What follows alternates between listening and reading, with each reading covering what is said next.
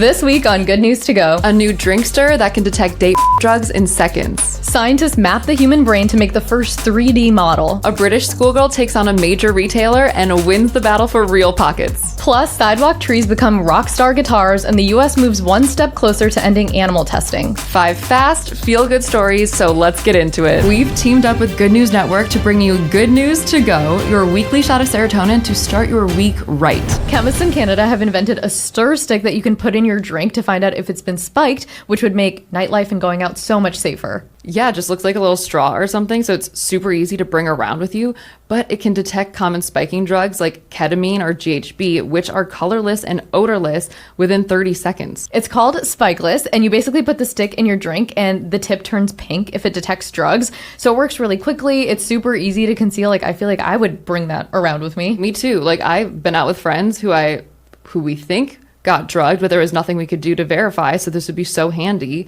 And actually, 1 in 12 college students report being drugged at a party or a bar.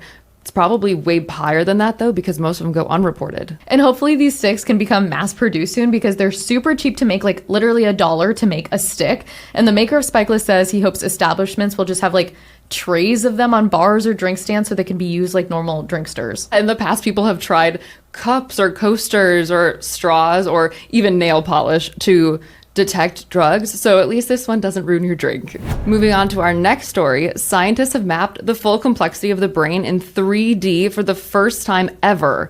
So this diagram looks like an electric forest or something, but it's actually the functional wiring system of your brain. It's so crazy. This detailed diagram came from a sample of tissue the size of a grain of sand. So that's insane. It took 150 scientists over the course of 7 years to collaborate on what they say is the most complicated neuroscience experiment ever. They reconstructed 120,000 brain cells, so there's that many in just that tiny grain of sand, and they collected so much data about the brain. It's the equivalent of 22 years of non-stop high-def video. And according to these scientists, this opens up learning about the brain's form and function in diseases like Parkinson's, Alzheimer's, and autism at an unprecedented scale. They said if you have a broken radio and you have the circuit diagram, you'll be in a better position to fix it. And that makes sense.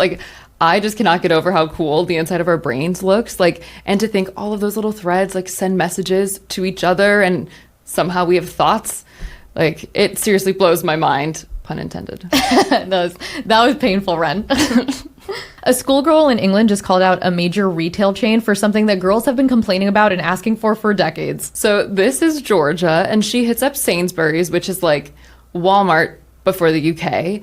And she's shopping for school clothes, and she realizes that all the girls' clothes had no real pockets. So she stepped up for all of womankind and wrote a letter to corporate saying, girls need to carry stuff too. When's this going to change? And they hit her back with the usual, thanks for your feedback, corporate speak.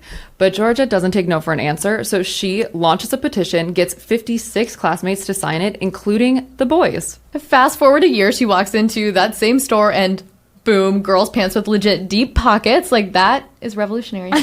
So Sainsbury's hasn't confirmed that they made this change because of her, but Georgia is claiming the win, and as she should. So the moral of the story, no matter how small the problem is, call it out, fix it, because you might just save girls' pants in England. Our next story is for all the musicians out there. What if I told you your next guitar could come from a city sidewalk tree in California? Yeah, it's crazy. Companies like Taylor Guitars are literally turning urban trees, like the trees that you run under on your morning jog, into ready-to-play professional-grade instruments. It's all thanks to a super cool program by West Coast Arborists, and they manage the greenery for over 300 cities, and for every tree that they have to take down, they plant 2 more. So instead of throwing out perfectly good wood, they have this program called Street Tree Revival where people can track what trees are coming down, and then they go there and scoop up the wood to make beautiful things like your future guitar. Yeah, so instead of rainforest woods like rosewood and ebony, which are, tied to deforestation, this is all local and sustainable, and people say it sounds just as good. Who knows, the next Taylor Swift song could be played from one of these guitars. The National Institutes of Health is phasing out animal testing for drug development, which I feel like we've been waiting for a while. Yes, and the FDA is actually totally on board. So they're moving toward things like AI models, human cell lines, and even organoids, which are mini lab-grown organs. Yeah, so the old school method of testing on mice and beagles, even primates, has been getting major backlash, especially since up to 95% of drugs that work on animals fail in humans. So poor puppies. Oh. So the NIH is launching this new office called Oriva, and it's going to be like the Innovation Command Center for human-based research.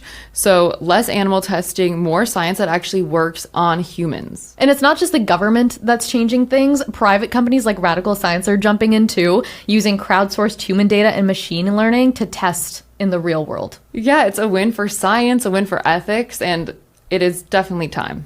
Hit subscribe for your weekly dose of good news every Monday, no doom scroll required.